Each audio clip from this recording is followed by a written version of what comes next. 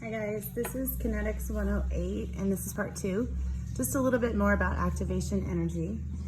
And I'm starting with a quick review here. A quick review that takes half the page, so it's not really a quick review. I just wanted to get everything straight with exothermic versus endothermic because I feel like at the end of the last part that was confusing. So anyway, if we have these two energy diagrams, of course, potential energy is on the y-axis and time or reaction coordinate on the x-axis. For an exothermic reaction, you would see an energy diagram of this shape where you have your reactants here and your products here, and this is your activated complex. So that's the stretched part. And you'll notice that the reactants are at a higher energy level than the products are. So you're getting more energy released with new bonds being made than is taken up by the breaking of the original bonds. If we look at an endothermic process, we would see the reactants are at lower potential energy than the products.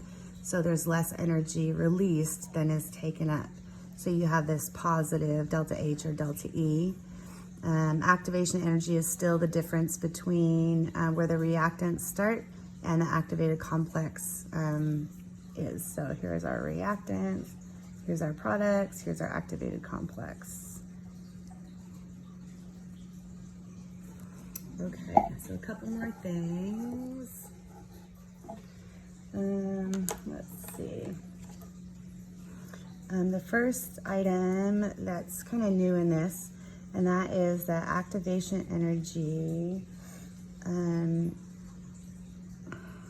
amount, quantity, activation energy amount affects the speed of the reaction.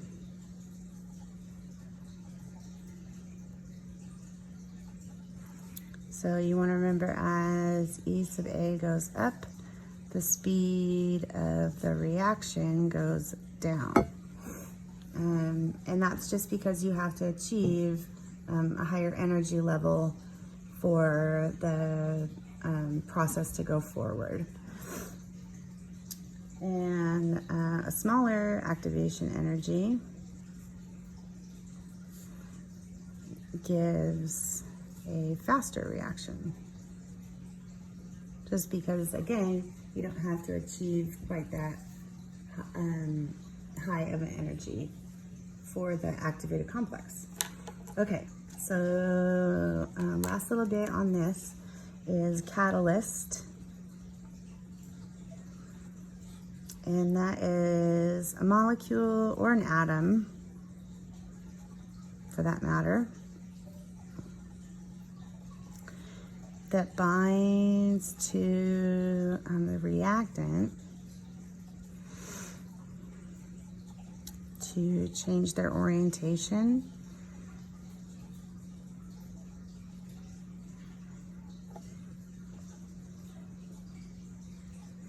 So they're more likely to react.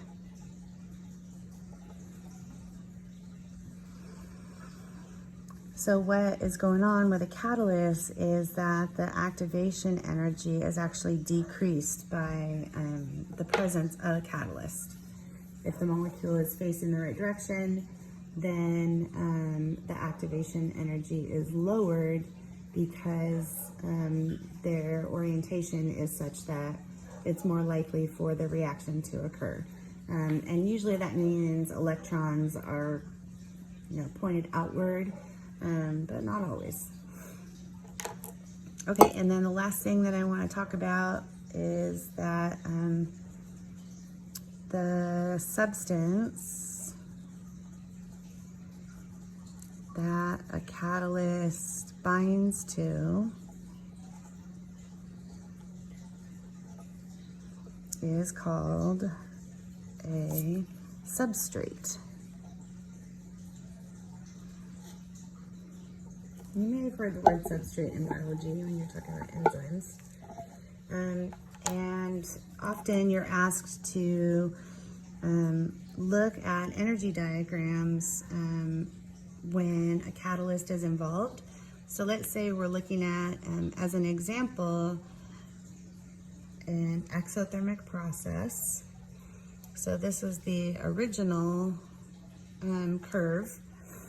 And what would happen with a catalyst being present is that you'd still start at the same potential energy, but this hill would be lowered, right? The activation energy is lowered. So catalyst present, EA is decreased. Therefore, the speed of the reaction is increased.